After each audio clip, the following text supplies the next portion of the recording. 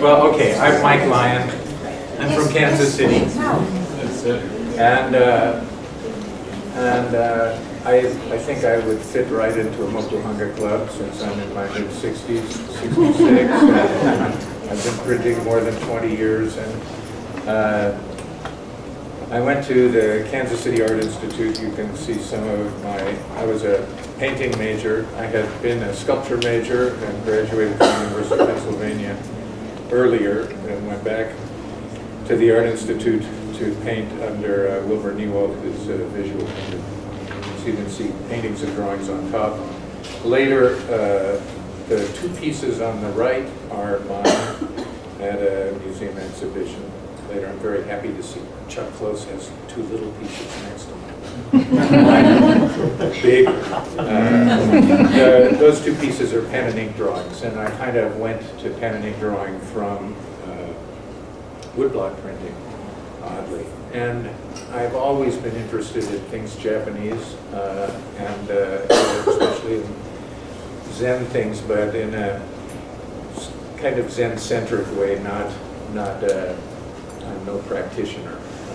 But ever since maybe middle school, I was attracted, and I practiced martial arts in middle school and then in college, and then I found Shotokan karate in the early 80s. So I've practiced karate almost daily for more than 30 years. So really my understanding of my belly, I think, or things experiential comes more from karate practice and maybe from years in psychoanalysis, which I highly recommend if you can afford it. So that kind of inward-looking stuff. So I'm going to go quickly because this morning I had 60 slides to show, and I just thought that was too many, so I cut it down to 77.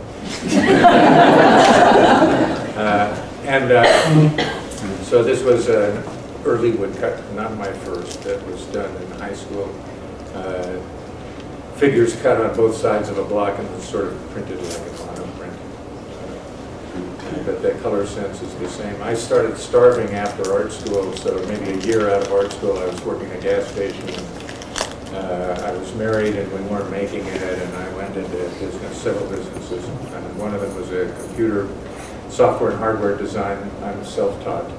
And this was RoboPick and Tupperware, a big invention, split case order filling system, very high speed, automated conveyor system under PC control, under early personal computer control. Actually, this says circa 1980, but this one is closer to 1990. And we filled like 60,000 items an hour, all different sizes off conveyors. And I had learned pretty much how to program and how to do electronics, and that was a cool project, kind of complicated. Actually,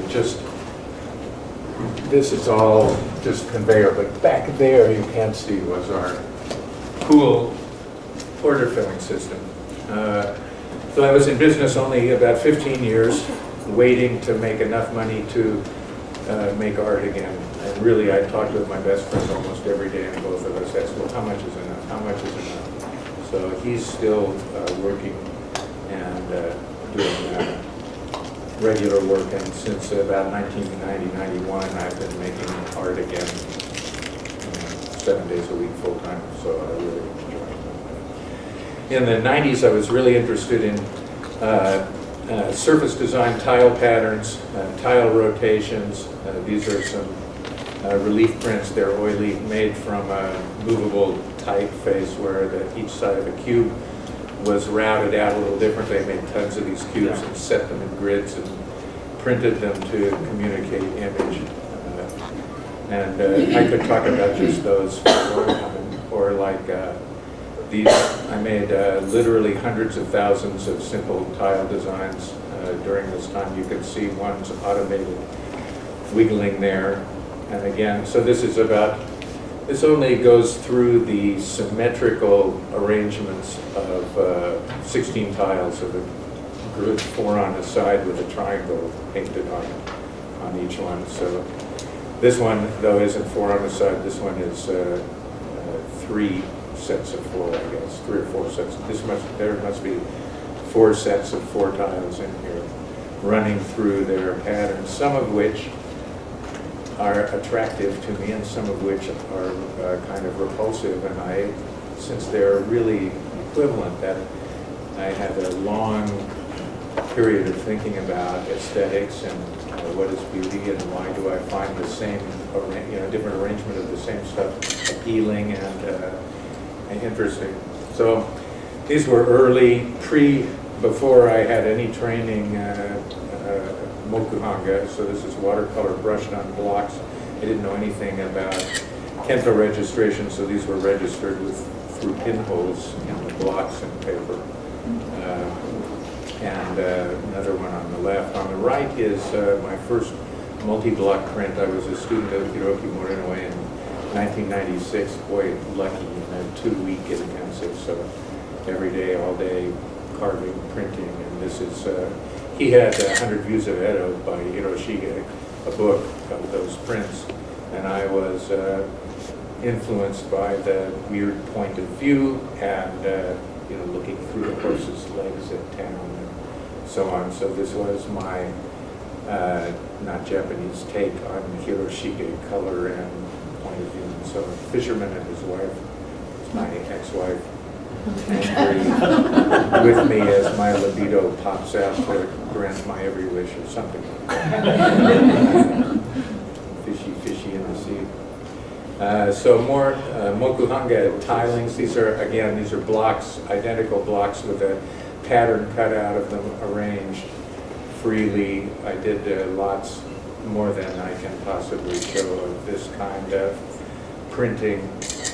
I was commissioned to do. I also make furniture and musical instruments and play and other stuff, painting, drawing especially. So this is a room I was commissioned to do a meeting room for a bank. It also had a big table, 6 chairs, but I'm showing it because the blocks for some prints I made, these are the prints on the right that were hanging on the other side of the room, along with the blocks, which are much more attractive, I think, than the prints, which are large, maybe 4 feet high, mounted as hanging scrolls on fabric. New Year's card, this was about 3 inches high, from 14 or 15 blocks, something like that, with variations in printing.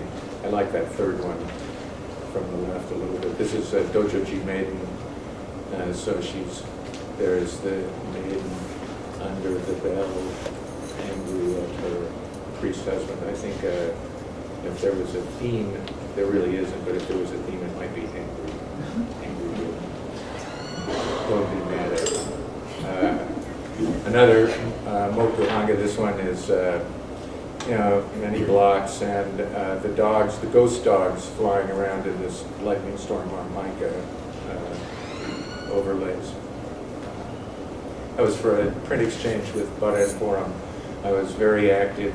I'm still semi-active, but very active with Bud Forum from late 1990s, around 2000, something like that, which is where I met April and Frank Kriba is here, and a bunch of other people. This was my first Aizurie reduction print, so this is a BG Aizurie. I made a whole bunch of prints kind of riffing off traditional Japanese subjects and that 1830s, 1840s Prussian blue influence in Japanese prints. And you can see the block plan here. The parts that were to be carved away were probably left white. And after this print, I realized that the addition of black instead of just blue would be helpful. And I reversed my block planning process, so I printed the areas to be carved in black, and I was transferring toner from laser copies onto the blocks using the lacquer thinner, which hasn't affected me at all. This was a second attempt at Aizurie with mother and child. I was interested in it blurring too, so you can see the block and the print. And then the print on the right with that oak, the wood grain came from a big open grain block of oak, and this was printed on gaki, very soft paper. The one on the right was a first shot at color printing. I worked a little larger, so these are oban, roughly 10 by 15 inches. This one is double oban, about 15 by 20 or so, from a big cherry wood block. That was the block. There's my, you can see I'm a very neat printer, not like a real moku-hanga printer, but in any case, I'm building this print up. This is approached like a reduction print, so that's the final print. I think there were 17 or 18 states of the block to produce the print, brushed up again in Prussian blue dry pigment rice paste, and I was using netizumi, a real thick sumi made from old crushed up sumi sticks. These are the opposite, so these are actually about 2 inches high and 2 inches wide. They're very tiny little prints. This was in 2003. I hosted the first Baren Forum, kind of like our conference, but we were all printing in my studio. There were 33 of us, and we arranged activities. So the Spencer Museum in Lawrence mounted a show called Inspired by Japan. They showed our prints in the museum, and this is our group. The group of printers, most of them just slept in my studio for a week. And you can see April in the blue dress on the left, and Frank is right behind her, and I'm somewhere in the front being a jerk. And this was inside the Spencer, looking at prints, and you can see, I think our recent print exchange was in Otanzaku size, so you can see that in the lower left. And April and Frank and the curator of prints at the Spencer. So I was hand carving at this time, and I was mostly doing reduction printing. You can see one of the hand carved block states on the right, and the print with the Mara Tsuji, like Watanabe's prints from the 1920s behind her, and my fabulous model, Jessica, who I used a lot, Jessica and Sarah. So I had a show, I was offered a show. I visited Kyoto, and the gallery owner asked me what I did. I was looking, this was at a show of fantastic masterpieces of Japanese prints, and I told him that I made moku-hanga, and he said he'd like to see that, and he had a computer, and I showed him pictures of prints on the website, and he said, I don't know what that is, but it's not moku-hanga. Moku-hanga means woodblock print. And I felt challenged, and I had brought a bunch of prints with me to show a friend in Tokyo, another printmaker. And I said, well, I'll bring them in, you can see them. So the next day I brought them in, and he looked at them and offered me a show, maybe to make up for the insults of the day before. I don't know, but it was very nice. It's a nice gallery, and he said he didn't like some of my prints. He really liked the nudes. He wanted 20 prints like that.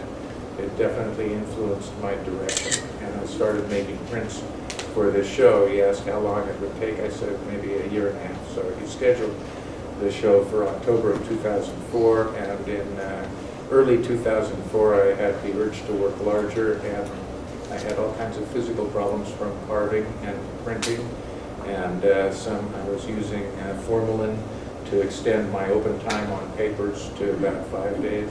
It was hot and wet in Kansas City, especially in the summers, and I had developed a kind of weird dermatitis from the formalin, which I thought was from one of the woods I was using, and I was frustrated and behind, and I thought, well, I can carve by computer-controlled routers. So I bought this machine that you see was less than $5,000, which seemed like a good risk. And you have to comes in a crate. You have to put every nut and bolt in yourself and level it. And it took a couple of weeks to put together, and it worked, and it was cool. So these were among the first blocks. This set of 15 blocks for the print that you see superimposed on there, and me looking exhausted after all this carving that took a day, and also thinking, my God, it's amazing. You just draw. You draw in your computer the area you want to carve, and toolpath it.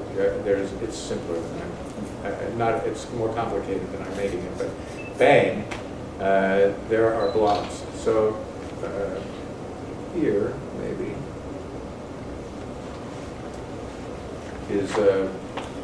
is what the control looks like for the machine. I'm right now executing line 14,860 something. I'm carving a dozen blocks for a print exchange. I don't remember what the subject was, something weird. So this is clearing the areas around the printing areas that you're all familiar with. After I've completed carving, I'll cut the blocks apart to make and I forgot to count, maybe a dozen blocks for this print. And here I'm clearing. This is a 1/4-inch bit that you see through the plastic as it bites away the non-printing areas around some delicate letters. Enough? That's enough of that. So there's the print, which sort of moved from pink to green to black as I printed the blocks, and I'm looking at that, thinking about what I said earlier, and wondering, do I really have issues? Maybe I need to go back into analysis.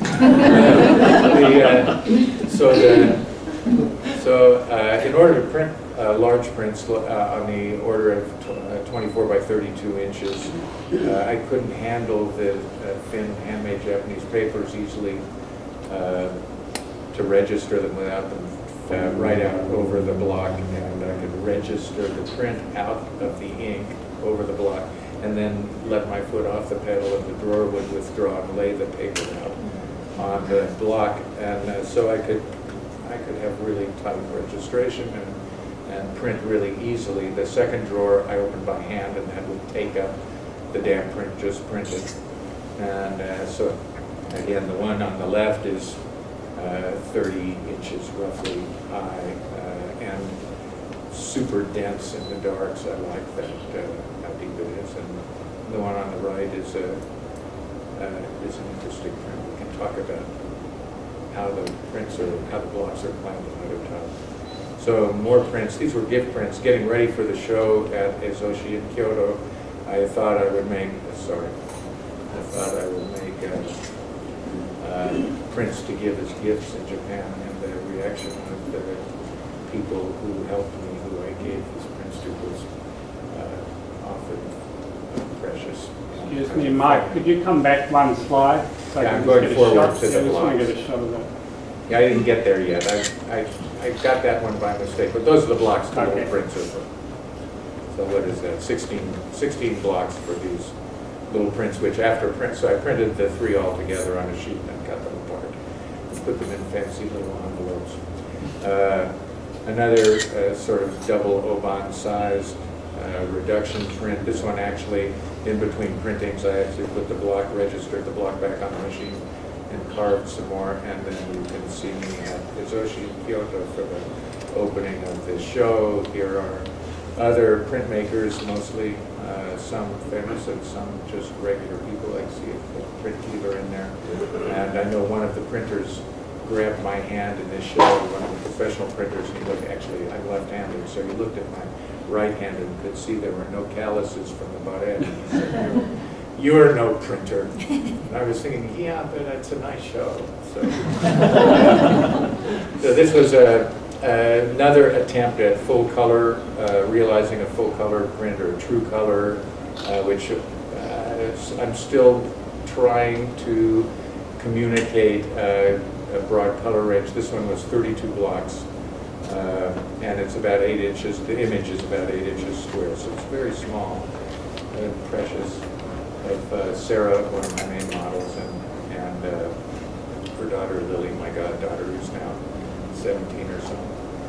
3 long prints. All, again, I describe these all as Japanese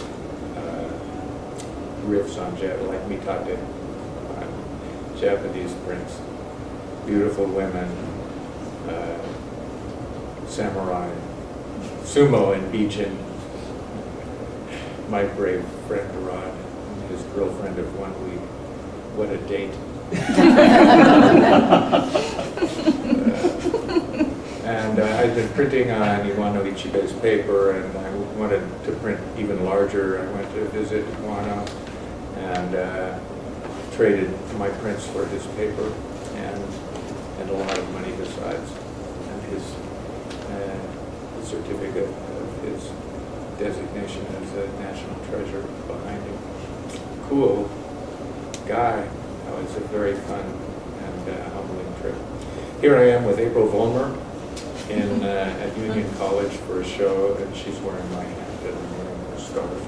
You can see the scale of the prints I showed earlier. A print of Madeline on the left was my studio assistant and her best friend Kit in the striped dress that I really liked at that time. Here we can see, let's see if I can play.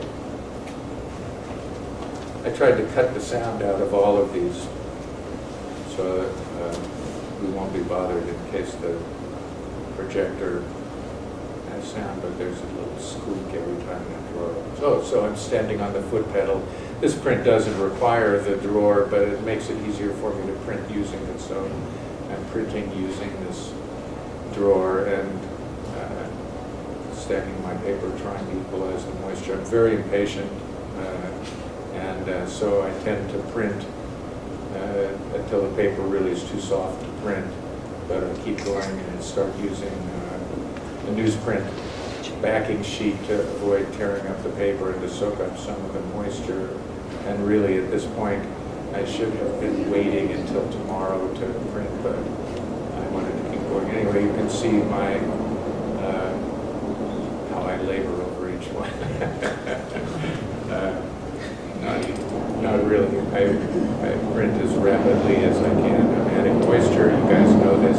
Here I'm putting a little pigment on the brush, especially on these little prints. It's more accurate that way. Okay. So to work bigger, I'm not really in chronological order here, but you will get that idea. Here I built a large press, about 5 by 10 feet. In order to print up to 4 by 8 foot sheets. You can see a print in the drawer. That press is a pitch roller press, and I built it, machined the parts on my CNC machine as if they were wood, and there was the third print off of that press, and there it is in the gallery. That's my only woodcut that was purchased by a museum, and so it's notable for that reason. 5 minutes. And here I'm reducing a block. The white parts you can see are reduced. Here are 2 of these. These prints are about 1 by 2 meters, hanging up on the wall of the studio.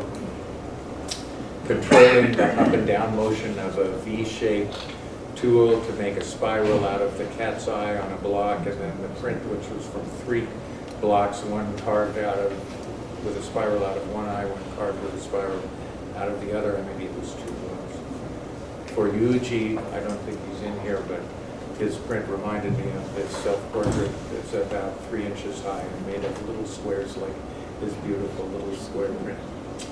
Here I'm printing a 2 meter long by 20 inch tall landscape, brushing water, upper left, brushing water, upper right, pigment, lower left, registering paper out of my moving drawer and printing. So it looks like here. I'm hurrying, Claire.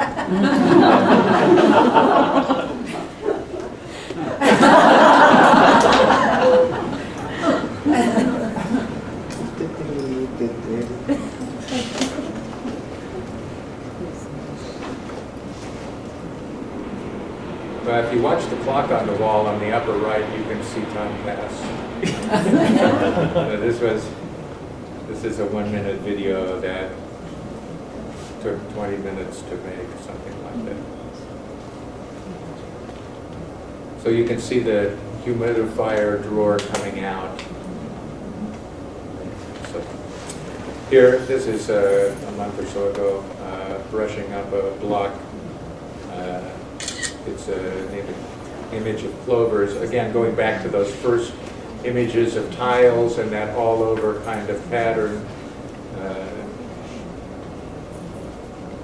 see, I should make it like that. I don't know if we have time to show this or not, but we'll do it anyway.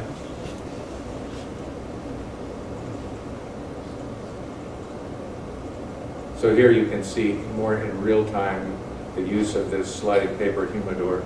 The paper delivery is powered by garage door opener, which I thought was a fantastic solution to linear actuation, which is quite expensive and hard to control.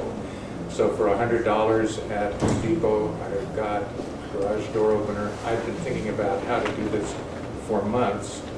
So I need to get around the press. I have to have room between me and the drawer. So the drawer throws about 7 feet, and which is just about how far a garage door opener travels. I'm hitting the button for the garage door opener with my toe, and out comes the drawer. It opens kind of like a silk screen. It has a couple of little pieces of aluminum on each side that hold the drawer open for me, and I reach in to get the paper.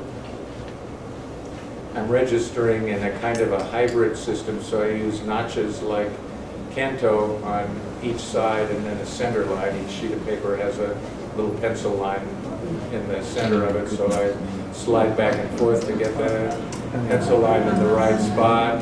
The paper is laid out. I pull the print.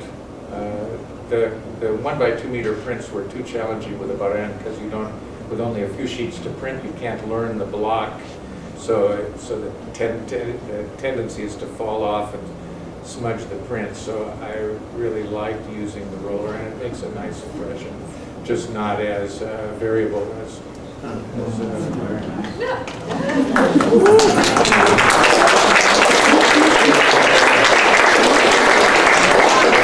I imagine in this talk in particular, there are people with technical questions in addition to others. Are you going to be here at lunchtime in the room next door? Sure. Are those your plans? So if any of you would follow up, would like to follow up, if I could please ask you to wait until then, so we can move on with Tula's talk. Okay? We're fine. We're just we're